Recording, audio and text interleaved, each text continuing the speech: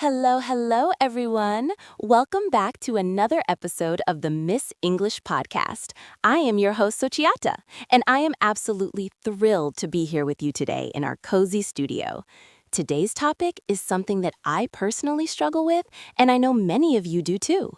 We are talking about the secret sauce to success, how to be more disciplined. Hello, Sochiata. It is a pleasure to be back. Discipline. Now, that is a heavy word, isn't it?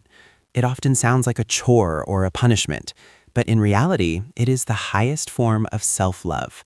I'm looking forward to diving deep into this with our listeners today. You're so right, Mr. Saruin. When I hear discipline, I think of strict teachers or early morning workouts that I want to skip. But you called it self-love.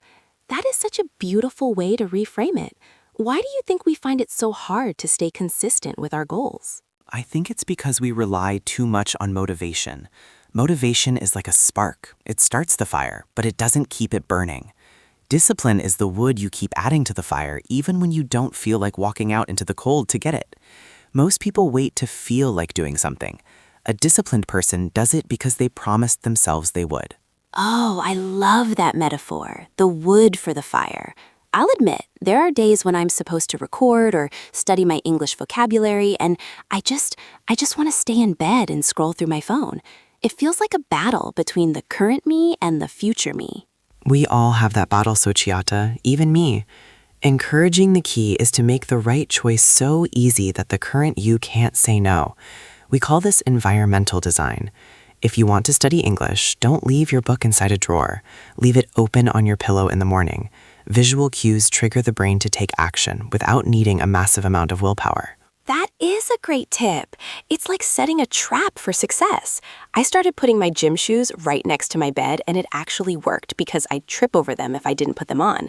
But Mr. Saruin, what about the mental part? How do we handle that voice in our head that says, just 5 more minutes, or I'll start tomorrow? The procrastination voice. You have to treat that voice like a toddler. You acknowledge it, but you don't let it drive the car. Thoughtful cause. I use the 5-second rule. The moment you have an instinct to act on a goal, you must physically move within 5 seconds, or your brain will kill the idea. 5, 4, 3, 2, 1, and you stand up. No thinking, just moving. 5, 4, 3, 2, 1. I'm going to use that tomorrow morning when my alarm goes off at 6 a.m. My listeners, are you hearing this? We are taking control of the car. But tell me, Mr. Saruin, does discipline mean we can never have fun or be spontaneous? Sometimes I worry that being too disciplined makes life, well, a bit boring. Quite the opposite, my dear. Jocko Willink, a famous commander, says discipline equals freedom.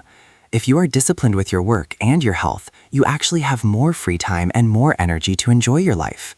Softly, when you are lazy, you are never truly relaxed because the guilt of what you should be doing is always hanging over your head like a dark cloud. Wow, that hits home. That guilt cloud is so real. I've spent entire weekends relaxing but feeling anxious the whole time because I knew I hadn't finished my tasks.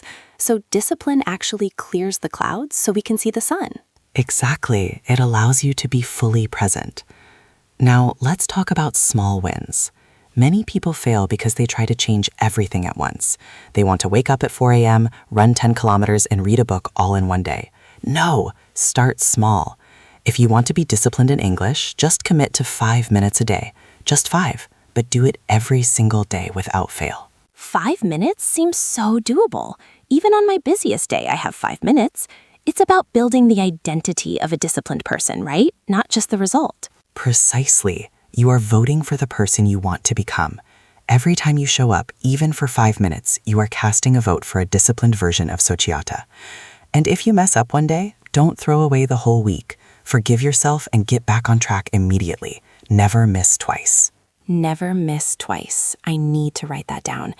I think our listeners really need to hear that. We are often our own harshest critics. If we fail once, we say, oh well, I'm just not a disciplined person, and we give up. But you're saying it's about the recovery. It is always about the recovery. Life is messy. Perfection is a lie. Discipline is the practice of returning to your path over and over again. Encouragingly, I want everyone listening to think of one thing, just one, that they want to be more disciplined with this week. Is it English? Is it health? Is it being kind to yourself? For me, it's going to be my evening routine. No phone after 9 p.m. so I can actually sleep well. To the audience, what about you? We want to hear from you in the comments. Energetically, this has been such an eye-opening conversation. Mr. Saruin, thank you for sharing your wisdom with us today. I feel so much more empowered. It was my pleasure, Sochiata. Remember, discipline is a muscle. The more you use it, the stronger it gets. Calmly, I believe in all of you listening. You have the power to change your life, one small choice at a time. What a perfect note to end on. Thank you for tuning in to the Miss English podcast. Keep practicing, keep showing up, and most importantly, keep being kind to yourselves. Playfully, 5, 4, 3, 2, 1. Go do that thing you've been putting off. We'll see you in the next episode. Goodbye. Goodbye, everyone.